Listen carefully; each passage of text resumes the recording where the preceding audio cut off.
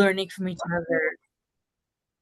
This is some of the best ways that we learn from each other. So thank you all for being here today. This is going to be about keeping everyone happy when marketing to multiple vendors. So we work in a channel where sometimes it's a slippery slope between VARs and ISVs and marketing multiple products that kind of do all the same thing, but different things at the same time. So we're going to talk about how we manage this, or how we don't manage it, or how we make it work in our reality. So a couple of housekeepings before we get going. Thank you to the ERP CRM software blog for sponsoring us this month. Always happy to have you guys on and, keeping the lights on for this community. Please ask questions. This is really for you and having a better understanding of what interests you. So please put it in the chat if you're a little camera shy, or you can always come off mute. We're all friends here. So by all means, whatever you're most comfortable with. Anya will be we'll be monitoring the chat, because for me, doing two things at once sometimes is a little tricky. So if I have forgotten a question, or if there's this crazy chat going on, she will call me back into order if I've forgotten anything. So without further ado, it is a balancing act, what to keep all of your different vendors happy, and some of them may be competing against each other in the same pace. How do you manage them on your website? Is it a sales team effort? How do you make it work? So we invited 3 people to talk to us today about it. Stephanie, Greg, and Mandy. Thank you for being here. Greg, you're in my top corner. How about you kick us off on telling us a little bit about yourself? The first square in the Brady Bunch. So Yeah. I have been at Alta Vista for going into my 7th year in January. We are a Sage Intacct and Microsoft Dynamics VAR, so we sell Sage Intacct and we sell Microsoft Dynamics Business Central. We are a legacy GP house, so what we're working on now is converting a lot of our GP customers over to cloud with the announcement of the end of GP. And yeah, we work with a ton of different ISVs. We have a extremely loaded marketplace on our website that going into next year, we are trying to work on trimming down, because the focus is going to become a little bit more streamlined, which I'm sure we will talk about. But it's a little bit of my background. Oh, very cool. I think you're right on time and timely with what you're going to be doing and our topic today. So thanks for being with us. Stephanie, why don't you tell us a little bit about you? Yeah, Stephanie McCauley from Crestwood Associates. We are an Acumatica and Business Central VAR, also supporting GP and actually SL, believe it or not. And so we're in very similar situation as Greg and his team with migrating a lot of those legacy clients over to a new system. Now, in addition to being a VAR, we're also an ISV. So we have an entire line of products as add-ons for Acumatica as well. So we not only work with ISVs, but we are an ISV and we're selling multiple ERP systems. And we are launching a new website in the new year for this exact reason. So we may talk about that a little bit more, but it does get complex when you're, talking about different systems, different relationships, and really trying to get the right message out. Yeah, and thank you for being here. I can imagine with a new website launch, you are not sleeping much and have probably a lot on your plate. So thanks for taking the time. And last but definitely not least, Mandy, why don't you tell us a little bit about you?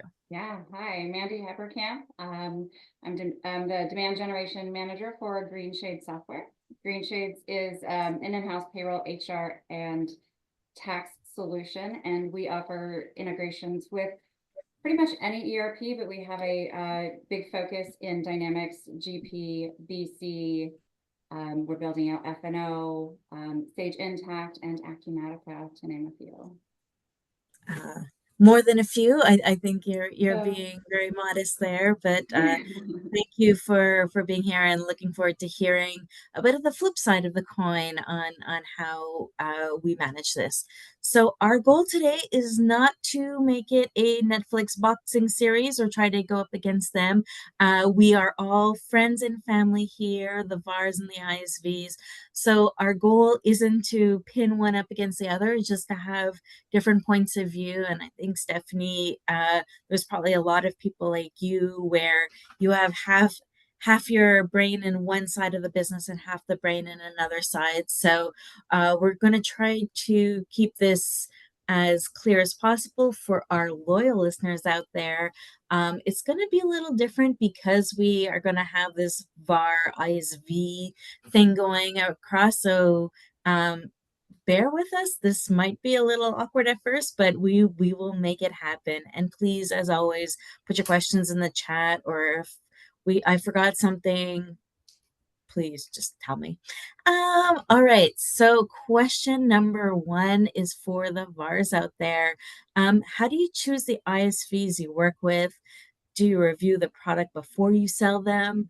The same thing for different publishers like Microsoft versus Acumatica. How do you go about that? So, Greg, how about you kick us off?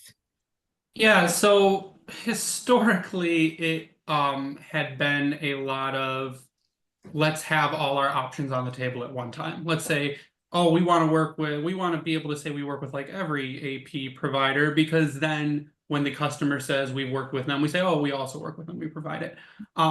Going forward, however, so a lot of the management will say, well, it depends on the margins of the ISV and what you're getting back for selling the product, the level of support. For me, it's the level also of marketing support. So do they send us campaigns that are ready to go that I can just copy into HubSpot and hit send on? Do they offer a portal that says you can go in and just get all this information and white label it yourself and use it? I think for me, it's ease of marketing the product and how communication goes with the ISV. And then what I'm working on now is working really closely with our consultants to see which products that are easiest for them to implement, which products that our customers are using and why they chose those products over others, to be able to really form a solid stack per vertical that we're targeting. So going forward, it's trimming, it's working with the ones that the consultants are really comfortable with and enjoy working with, the ones that the customers have historically worked with and have seen good value in, and then which ones provide higher margins too as well in the back end. All other reasons. And I think we sometimes forget that marketing is such a big piece of it. We don't know all of the ins and outs. We aren't the masters of all of these different products. Just trying to master the messaging we want to say from a service company isn't always the same for all the different products that you use. So by having that copy and paste option or white labeling makes all the difference. And it is your brand in the end. So if if a product isn't performing as well as maybe you would hope it would, it comes back to you in the end. So I think those are all very important things to look at. Stephanie, do you have any others that you look at when choosing a product or a publisher? Yeah, so the approach we really take is we look at an ISV as sort of the extension of our business. And so in doing that, we really kind of look at a combination of strategic, financial, and operational considerations. So we're asking ourselves, what are our revenue growth plans and in what specific areas are we focused? Then what we're doing is we have these kind of 8 key areas that we then segment ISVs into 3 different groups. And that allows us to really see how they fit into what our initiatives are for the year. So the grouping allows us to offer really sort of realistic marketing space for them on our calendar that fits in with the plan that we're going after. And that helps us to put the right emphasis on revenue growth. So for instance, we're looking at strategic alignment with the industry focus, the client needs, the ERP compatibility, and the potential for future growth. And then we're evaluating the product and we're looking at the functionality, the ease of integration, the scalability, and the differentiation of that product, right? And then we're looking at kind of 2 other key areas. I mean, there's 8, but I'll just go into 2 more. Vendor reputation is huge. You're an extension of our business. And so we're really looking at your reputation because it's going to become ours, by extension. And so what are those client success stories? How is the ERP provider endorsement happening with, certifications? And are they being recommended by the publisher? And then what are the references from other VARs and clients? How's it going out there? And then ultimately, my services team would beat me up if I didn't say this, but risk mitigation. You've got to be a reliable ISV with a stable history. and with high performance and really an ease of ability to get support. And so we're looking at some of those things and we're saying, can you be a partner with us? And if so, here's what we can do on the marketing side to help support your growth, and you can help support our growth. And then we look into the other things like what's, the financial benefit of partnering and stuff like that. But it really comes down to the relationship and the reputation. That's our key focus. Oh, and I think we always think it's like, oh, why aren't you selling my product? But when you list it out like that, if there's 8 key things and within each of the 8 key focuses, you have all these other points to it. I think as an ISV, you should always be like, well, why aren't you choosing me? Like sometimes it goes a lot more deep rooted than that, or it's not a good time right now. So I think that is such an important thing to look at. It's not all about right this moment in time, because your topics and your focuses change over the years. So True. great points. And Mandy, from the flip side of things, now that you know all this happens, I'm sure you're not a stranger to it. How do you educate the different people on like pick me, like and how do you educate the service team and the marketing and sales team on your types of offerings? Yeah. So, I mean, ultimately communication, communication, communication. Like Stephanie just said, relationships too, right? So we do rely a lot on our relationships and making sure that we have folks that we are checking in with partners regularly to understand, what are their focuses moving forward, right? Like what are you guys focusing on? Where do we have that alignment? Making sure that we are, keeping them in touch with what's going on with Green Shades. What do we have that's new? Making sure that we have those clear differentiators so that, as the VARs are going through their checklists, as Stephanie just said, and Greg, talked about their priorities, making sure that we're having those conversations of where do we fit in, right? And so for us, it's just, there's really no one, I think, easiest way. And so I just kind of chalked it up to communication and relationships. It's going to vary a little bit with partner to partner. And so from like, for example, for us, it's, a lot of it leans on our team, with those relationships. And then myself as marketing, making sure that I am lockstep with that team, that I'm understanding how are those conversations going? What are these partners, focusing on right now? What's important? Do we have a clear alignment of, where we could fit in with them and what the value is? And then just making sure that we've got, an answer to that that's appropriate. And, if that's, marketing content, where do we align? What kind of content do we have? What kind of resources could we work with them on? Training and enablement is huge as well too. So I know one simple thing that we've done as well is just making sure that we've got simple, I say documentation, but making again that it's clear that this is what Green Shades is focusing on right now. This is where we can help you. These are we have like a nice one-sheeter, with our ICP and where our value prop and our differentiators lie, just very clearly. So just kind of staying in contact, constant communication with the teams. Oh, and I think we all came to this session hoping that there was an easy button, but it really comes down to this is hard work, and it is a sales thing for every different person as well. So we can't just look at it as a one size fits all. And I think that is so important to bring up. But as marketers, we look for repeatability and how can we use the most bang for our buck. And I think this is kind of the opposite, is how can we make it adaptable to meet the needs of the different people, and depending on what they look for is valuable, you're able to bring that to the table as well. And maybe you can't, and that's okay. I think we also have to be okay with partnerships aren't a one size fits all the time, and you have to sometimes be choosy, like you said, Greg. We're doing a disservice if we're saying yes to everyone when maybe we shouldn't. So I think we just have to be honest and open and communicate. So I think that'll be the word of the day. If my spidey sense is tingling a little bit at the get-go here. So what is your biggest challenge when managing multiple vendors? Greg, I think we kind of touched on it a bit with the website, but what have you seen as some of your other challenges? Communication's really the biggest one. A lot of the other side. So if I go on like my rant, a lot of it is Please, this is what we're here for.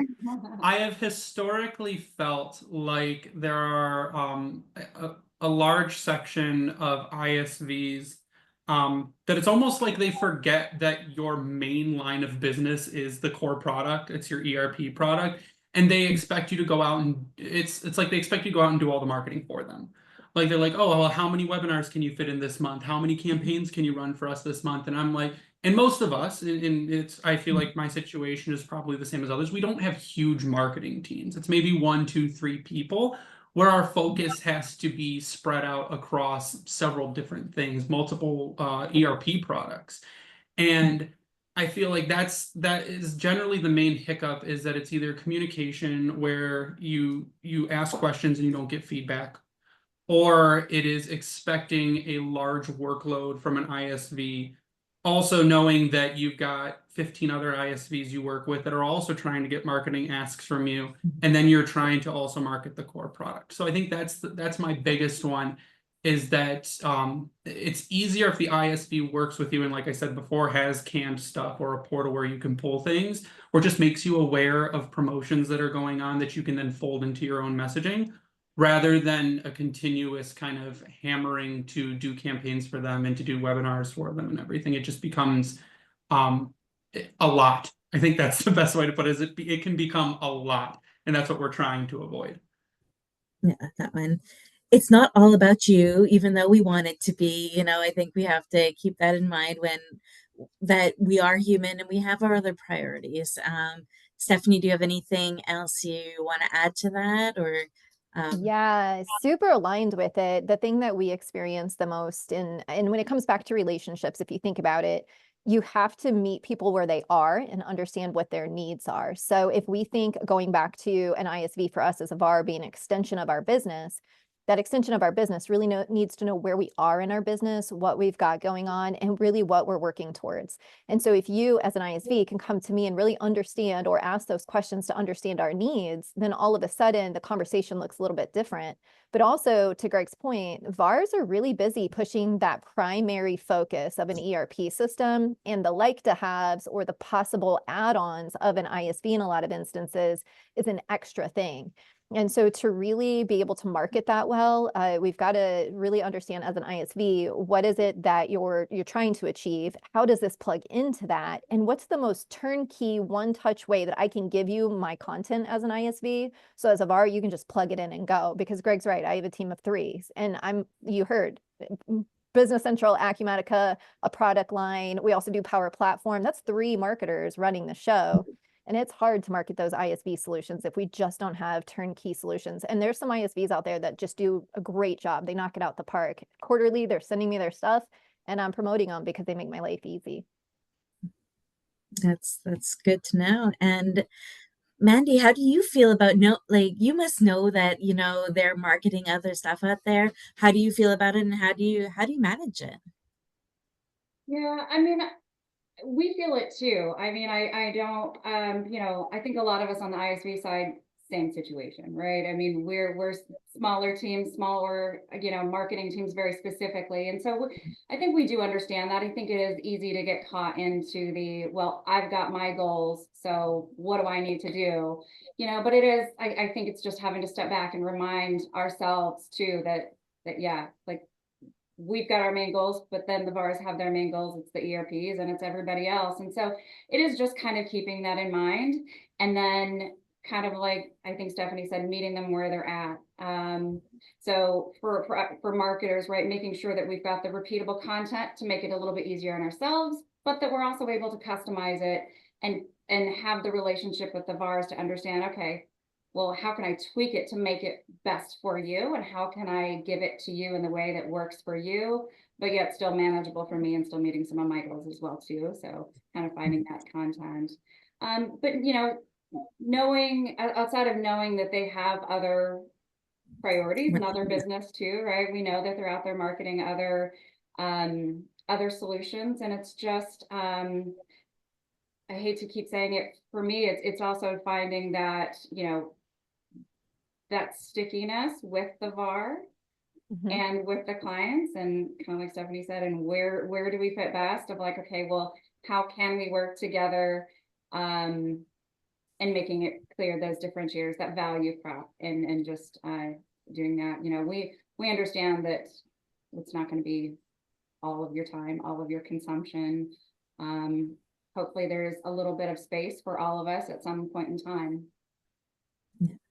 Speaking of space for some point in time, I know an ISV to Microsoft or Acumatica or Sage, it's not really the same size of, you know, maybe Microsoft has a little more pull in what we push or don't push. Do you guys see kind of what's good for the goose is good for the gander from an ISV standpoint, and from like how you market Sage versus how you market Dynamics? Is it kind of the same thing? What is easier, or do you like, how does it fit your current goals? Is there anything you do differently from that side of it that you may do differently from an ISV side of things? Or is it kind of pretty much the same concept going all the way through? I'm throwing As this one far out there. as, I just thought of it. So yeah, just make sure I understand. Right. So, I mean, it is different marketing the different ERP products. communities, if you will, Mhm. right? Yeah. Yeah. There's very different sense and different resources available, as you mentioned. No, that's fine. And I think like I was just curious because I've always lived very much in the Microsoft world. I haven't lived in the Acumatica world or the Sage world or any of the other products out there. So I guess I was just interested to see if they did things any differently, or if you looked at their products any differently when you were going to market with them. So Yeah, and just to add a little bit of color to it also, so on our side of things, we really do our best to help our clients get the most out of their out of the box experience. And so what we're doing is we're really honing in on whatever Acumatica can have out of the box versus, you know, Microsoft or Business Central. And so yeah. depending on the two products and which one is a little more advanced, then in comes an ISV solution, and we would market it a little bit differently just because we want them to get the next level, more advanced, you know, optional upgrade, I guess, in that case. But typically we're going to try to push as much as we can out of the box just to help them, you know, get the most of what they're paying for.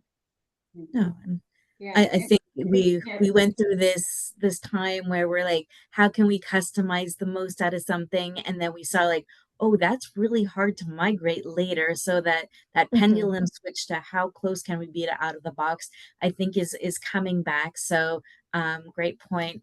Anything to add before we move on to the next question? Cool. So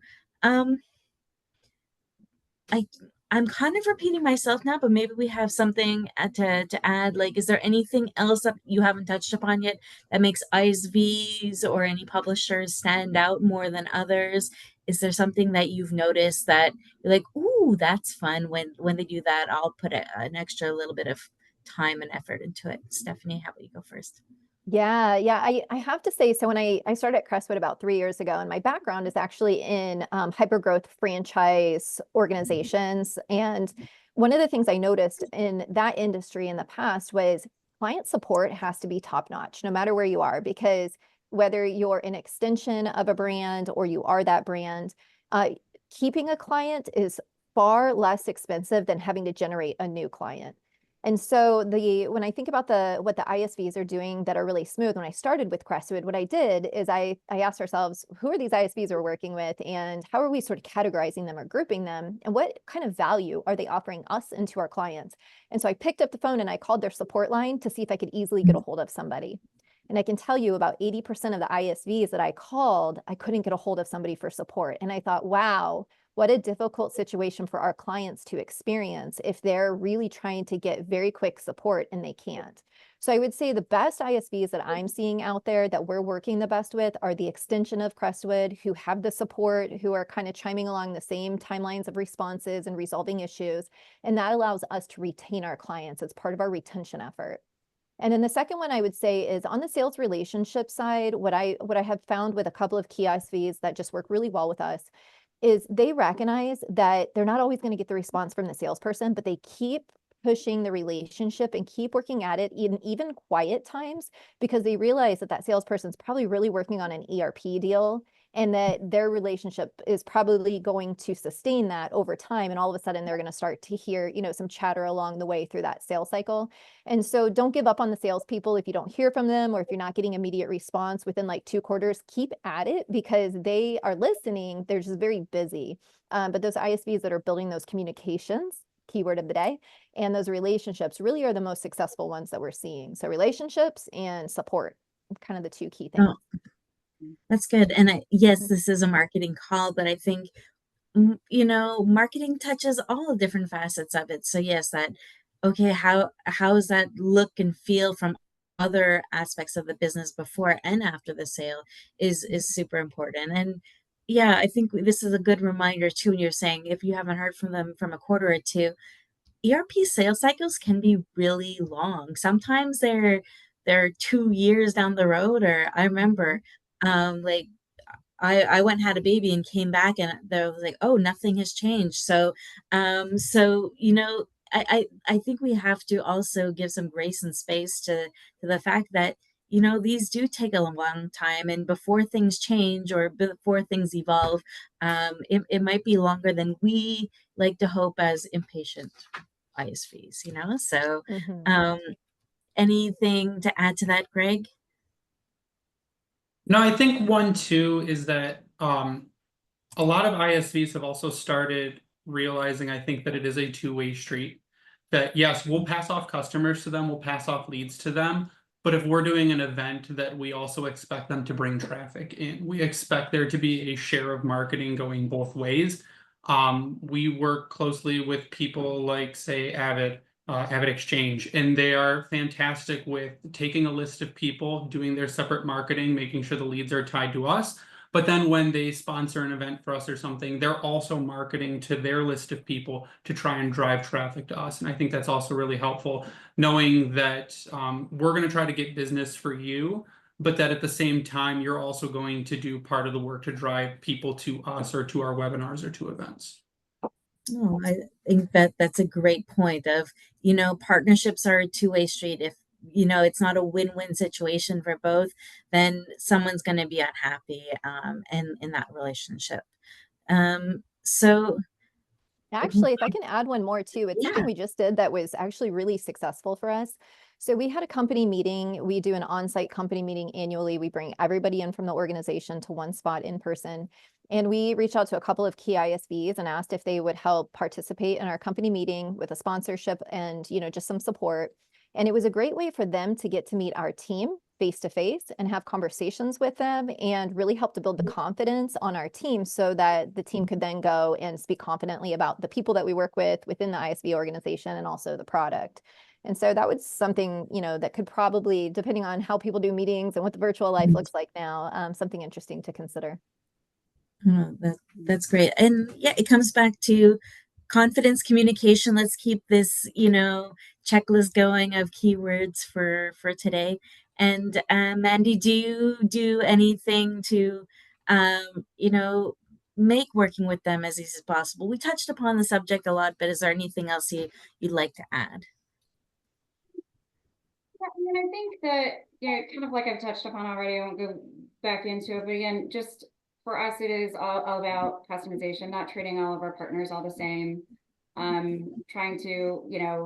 Trying to understand what they've got going on, in Greg's case, like, for example, what's important to them, both from an organizational standpoint and from a marketing standpoint. So selfishly speaking, on the marketing side, right, of like, what is important to you? Is that driving of attendance, that co-marketing effort important to you? Just making sure that we've got that communication, and so that we're all on the same page. Something that I know that I've also kind of been doing a little bit lately, which I think some partners have appreciated, and I think it's kind of fun, is also we've been collaborating more with other ISVs. So coming together as an ISV community, talking amongst ourselves and understanding, like, you know, what joint partners do we work with? What are our relationships? Where do we have some alignment there as ISVs? Do we have a joint, you know, value prop together, you know, or at least a messaging theme? And then going to our partners kind of like as a team. So again, understanding that they're busy, they've got a lot of priorities, but maybe there's a few of us and we can do some things together, making a little bit of a lighter lift for the VARs, as well as ourselves, and kind of just, you know, as well as the partners, or sorry, the clients, as well as the partners as well too. So kind of coming in joint ISVs. So you can kind of, you know, I think one partner said it was kind of nice to, you know, two birds, one stone kind of thing. No, I like that, and I think that that fits the messaging before of, okay, we're already sending too many communications to our clients. We're already sending too much messaging. How do we focus it together? And I think we have to remind ourselves too sometimes that there are complementary vendors to work well together, and not everyone is a competition, or it's not who can scream the loudest. Sometimes it's I think it was Stephanie you mentioned before, like what makes the best solution for somebody. And sometimes it's different pieces of pie, or it's being a little more creative. So It's also good. not getting your email blacklisted.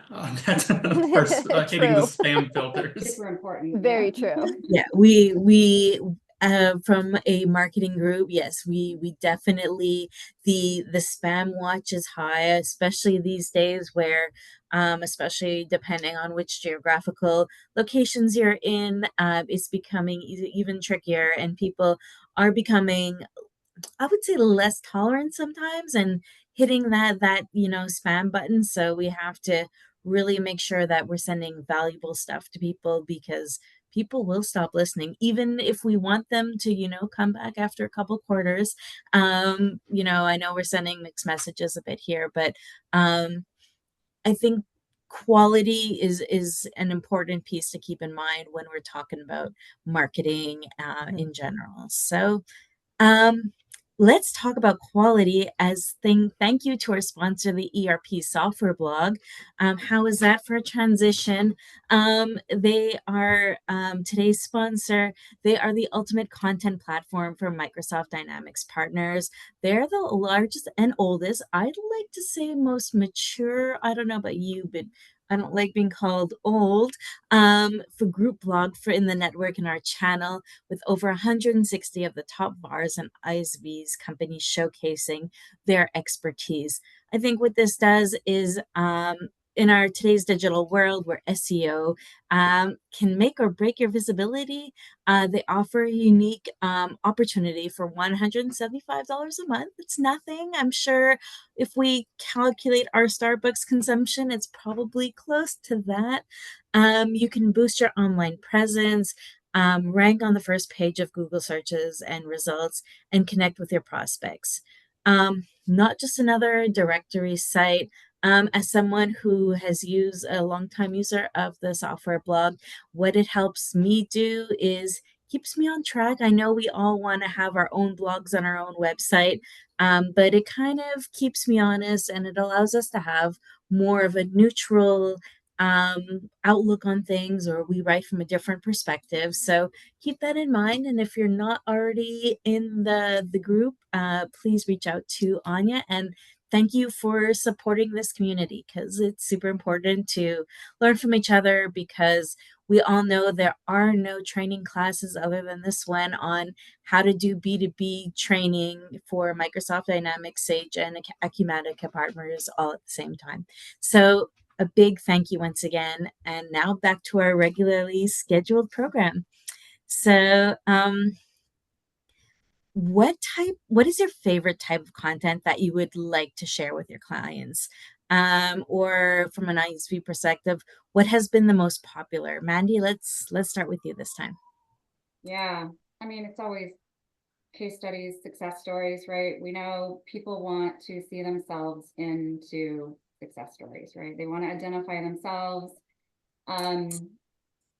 So for us, I think sometimes those are a little harder to come by even, but they are a lot of the most successful, both from a, you know, just a client prospect marketing standpoint, but also in in partner relationships as well too. Both for ERPs and VARs, right? I think it's Stephanie said earlier too, right? Being able to have that proof point of what are some successes. Do you have happy clients out there? Do you have happy partners? And so that's always like, the golden statue that we try to reach for, right? Is if you can just prove without you saying it, your successes. So that's always kind of our big one that we're always trying to do. And then, for us, I think more so, and especially lately, just the educational content, leaning more into, again, the problem solving versus what can we do, right? So what can we fix for our clients and our partners?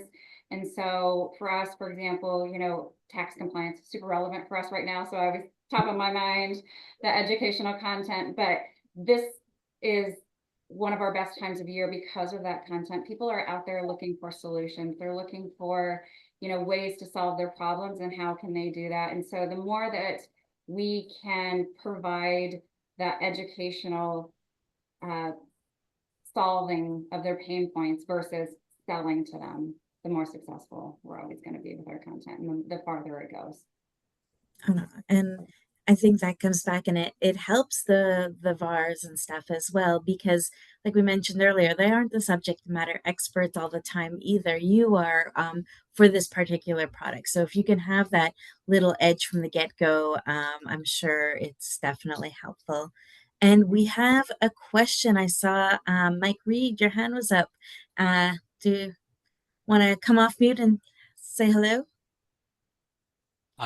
This is a follow-up question to something that I think Greg said a few minutes ago, if I understood it correctly.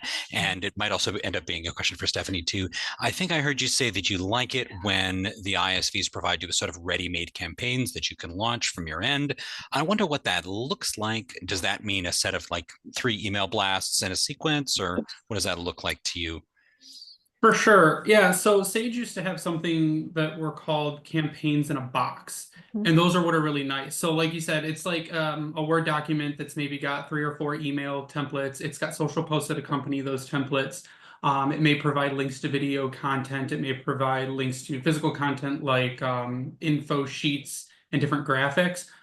Those are the best to work off of, because if I just have a Word document where all I can do is send it to someone and say, can you please just copy and paste this, throw it into a workflow and assign a marketing list to send it to, instead of say an ISV saying, hey, can you run a campaign based on this thing that we're running? And I'll say, do you have any information? And they go, no, we don't have anything made up, but here's what's happening.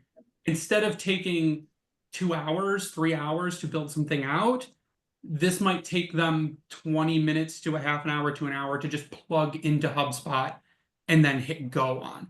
So those are kind of the things that I like to work with, are those campaigns in a box where we've got all the information ready to go. Or even if I can say, hey, we're a little light on ISV content this month, they have a portal that I can log into and just really quickly download a few email templates, because those are the things that have been working for them. And no one knows how to market their product better than, or at least no one should know how to market their product better than they do. So they should be giving you the stuff that is working well for them, just to put in your own branding and replicate, because they should have been doing the kind of study on the messaging and seeing what works and what doesn't. Thank you, Mike, for the question. Stephanie, do you have anything else you want to touch upon? For sure. So I think when you look at the customer journey side of it, you look at the net new piece to it. And if you're thinking about how do I help get into the net new cycle, so a brand new sale, how do I get attached to that? It's really going to be about a campaign in the box to the salesperson, getting them on board to help really understand that product and to sell it. And so that campaign would be to the salesperson. And then when you think about expanding an account, as Greg's mentioning, those emails, some additional quick training tips for the sales team is always good. Social media is always good. And that social media, to Mandy's point, is focusing around the case studies. Let's talk about the things that have gone successfully and how that support works. The case studies and the support are the key topics to really share about in some of those communications. And then really creating value within each of those emails. It's not just about telling them about the product that's available. It's about creating the value of why they want it. And so I think if we can get that quality content in a campaign in the box in sort of both situations, then it really kind of helps out in more of sort of a holistic approach, if you will. Oh no, that's good. May I And ask I a think question, everyone's Mom? just looking for that easy button. Yes, Mandy, Sorry. please. No, Sorry, no. just to tag on to that, I actually found, I appreciate Mike's question. I actually found Greg's answers interesting as well. And so maybe with our one other VAR here, I'd be curious to hear your thoughts, and if you, if you know of any other friends, VARs on the portal and the self-access that Greg mentioned. Is that something that you, as a VAR, are interested in and looking at and having that access? I don't know. I know that I've been in a couple of organizations where we've had that, and it never really seemed to have been used. And so I always think it kind of goes back and forth. Again, it's always personal to a VAR, but just kind of Yeah, curious we use the portals on our side. Yeah, but so remember those three groups that I talked about? We sort of segment our ISVs into sort of three groups, and it's really based on some criteria of the need of the client, the revenue potential, things like that. And so what we do is for those really, let's call it tier 1 ISVs, we call them gold ISVs. These are the ones that represent a large amount of coverage with the client base, and we're going to do a lot of work with. And so we typically on Crestwood side, we'll do a quarterly campaign with that ISV, and it gets a placeholder in the calendar. And then you might have a tier 2, which may just be included in our newsletter. Maybe there's an email that we do maybe once or twice a year. And then on the third tier, that might just be an introductory, hey, we're working with this ISV, here's what they have as a solution. And it's just like an awareness thing. And so there's different packages that we do with each of those, and it allows us to manage it well. But in doing that, having access to the portal, we already know where we're going to be running. So we just go to the portal, download what we need, plug it into our calendar, and then we're off to the races. And it's really convenient. Yeah, I think with the portal too, it's about having that information there, but then also reminding people periodically that that information is available. So if something new is added, instead of like shouting out the just that one thing to everyone, you can say, hey, new information has been added to the portal. We have a new campaign for ABC. And it's letting people know that it's there, so which is also a reminder for them to just go back in and check what else might be there. The portal is also really good, I have found, for sales. So if salespeople have access to that, and a customer is asking more information about an ISV or a possibility of an ISV, they don't have to come to me. They know that there is a portal there that they can go log into to grab an infographic or to grab a case study without having to have a middleman in the process, or without having to send an email to someone. And here's why that's becoming popular too, because the ERP solutions are doing it. So Microsoft and Acumatica both have a portal that's exactly how we get all of our information now. And so it's something that we've just become used to as marketers. Yeah, same with Sage. They have a whole platform where we can just automate campaigns right out of their platform. Super interesting. And it's interesting to see how the pendulum shifts with time and stuff. So I guess Mandy, we have some portal work ahead of us, and that I know. I'm is sitting that here what I'm thinking, how can I bring that back, maybe? Yeah. But that's the beauty of these chats. So this is why we have to have them on the regular and stuff. So, and if anyone else on the call, if you want to put in your preference in the chat, if you're pro portal or if you have another way about doing about it, we are definitely interested. So please keep that chat going. I see it bouncing around. I can't keep up, so Anya, you'll have to feed me in afterwards. So we're coming to the end of our hour already. So what is one piece of advice you can give for having a good relationship between the two? I'm sure it's going to come back to communication and all that jazz, but let's reiterate a little bit on what do you think makes the gold standard gold? Stephanie, why don't we start with you? Okay, sounds good. This is an interesting one because I've seen it done so well over the past maybe 6 months or so with a couple of our ISVs. And what I recognized was in the past, when we would have a relationship, there might be one point person. And when that point person would leave, we lost our entire relationship with that ISV. We lost our go-to person. And so what I've seen ISVs doing now is multiple point people. within each department. So I have a couple ISVs that make a touch point with our accounting team. There's one specifically that has a touch point on the sales side and a point person, and then a point person for our marketing team. And they, on the ISV side, really kind of manage us on the VAR side with these multiple relationships. So it could be that they're going to meet a salesperson out at an event or a marketing person at a summit, and they're making sure to make these multiple touch points with different people in the organization. So if somebody does leave, they still have a touch point and they can keep business going really well. And I would say that communication and that cadence of just frequent touch points it's got to be one of the most successful things that a couple of the ISVs are doing that I'm seeing. I know, and I think we forget, like we always think, salesperson to salesperson. We forget that there's this whole ecosystem around it that keeps things rolling, especially when it comes to these more complex ISV solutions. So, great tip. Anya, I saw your hand. May I ask a question? I actually spoke with a VAR recently that told me that he gets contacted by like 50 ISVs a week, which new ones that want to work with them, which I was shocked that was even possible. But maybe he's exaggerating, but still there's a lot. And he said that one criteria that he uses is how well connected that ISV is in the ecosystem. How are they showing that they're really committed, like to the Dynamics channel, for example? Does he see them at events? I mean, he specifically said, do I see them on ERP software blog? But things like that. And I just am curious, for events and kind of being part of our little clique, does that impact your decisions at all? Yeah, I think it makes our jobs a lot easier. I mean, if they have a native integration, if they've worked on their own systems, if they're listed on, like, say, Sage Marketplace, and they're basically just, and I believe that Stephanie said it earlier, if they're just a plugin, if they have a plug and play solution that you really don't have to tinker with much, I think that is one of the major things that we're like, yes, well, you're dedicated to the product. You put a lot of time into working directly with the ERP partners to be able to just be listed on a marketplace. Because if you've ever tried to be listed on a marketplace, there are so many requirements you have to have in order to get that listing up there. It really does show a dedication. So I think just standing in the ecosystem as a whole, and I don't doubt the 50 contacts point. It gets to be a lot at some point because every day there's another 20, 30 ISVs that are popping up. I think that shows more dedication, that they've put time into their product, they put time into their messaging and how they work with the VARs. Yeah, it's a great point. I probably receive the same amount. I have an intake form and I say, hey, this is a great message. I'd like to know more about you. Can you give me some more information? And through that intake form, I'm able to filter out the ones that really would work best with us. And remember, I always tell my team, the enemy of the great is oftentimes the good. You can be working with a lot of VARs and that's good, but you want to be working with the greatest VARs that are going to give you the greatest return.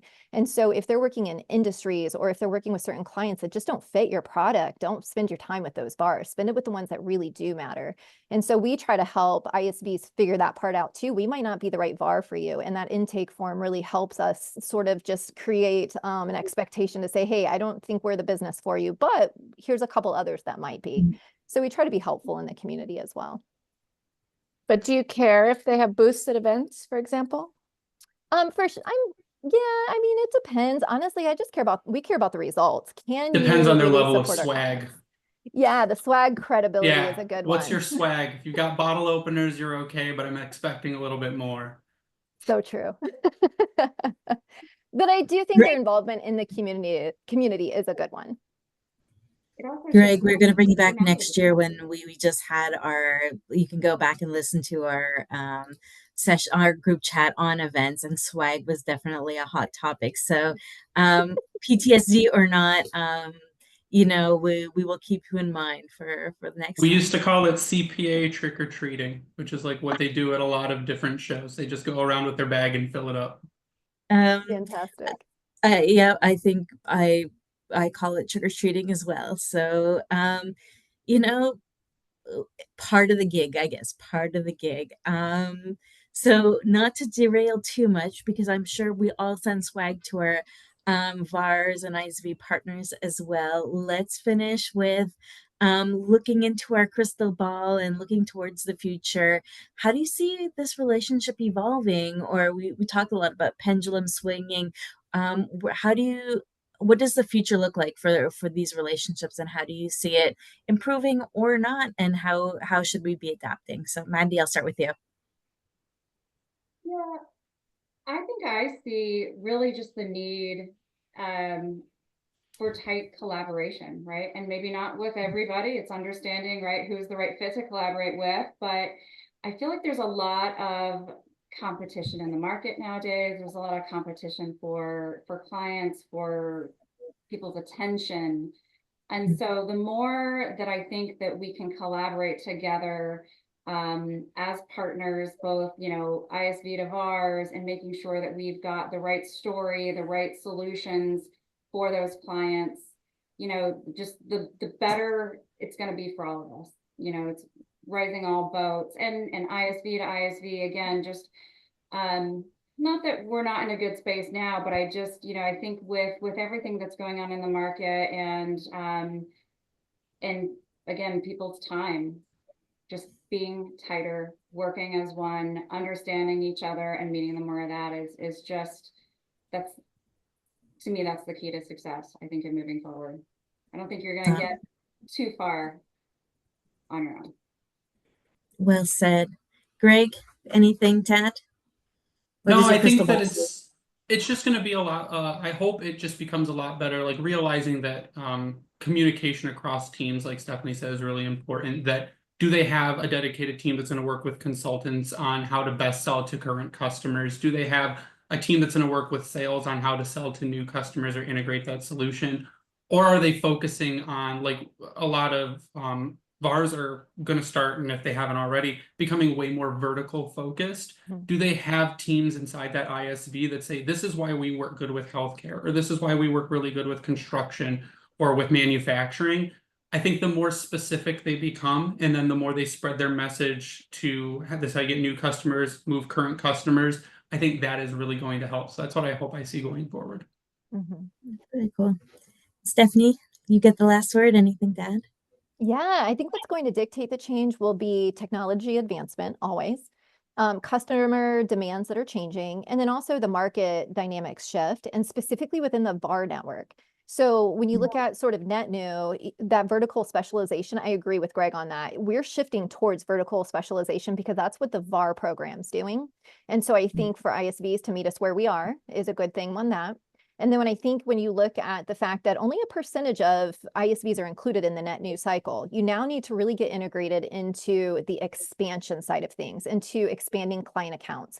And so to do that, really focusing on deeper collaboration on customer success with us, help us keep our clients and help them make a better use of their software, right? Help us advance their experience with us. Really focusing on those integration capabilities and streamlining that implementation and support piece, I think, is going to be helpful as well. And then also that, I think Mandy mentioned it at the beginning of the call, learning and training our employees is important.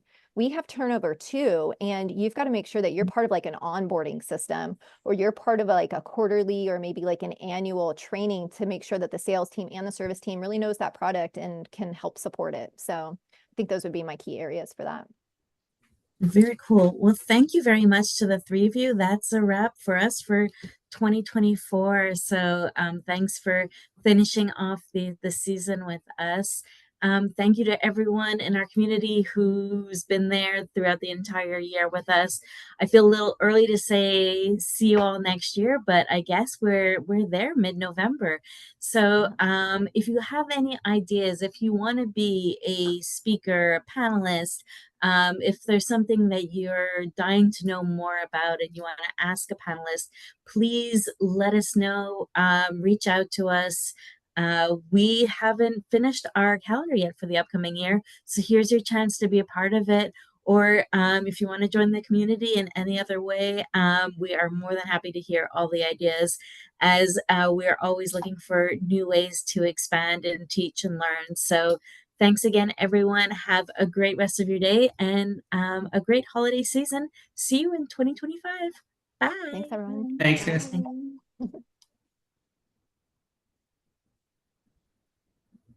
And I'll answer Carol if you're still on. Channel Marketing Academy, that's us. When Tanya says us, that's us. Cool. Very good. Thank All you right. so Thank much. you so much. Thank Thanks, you. everybody. Thanks. It was Great great. job. Everyone, have a good one. Everyone. You guys. Okay, bye now. Bye-bye.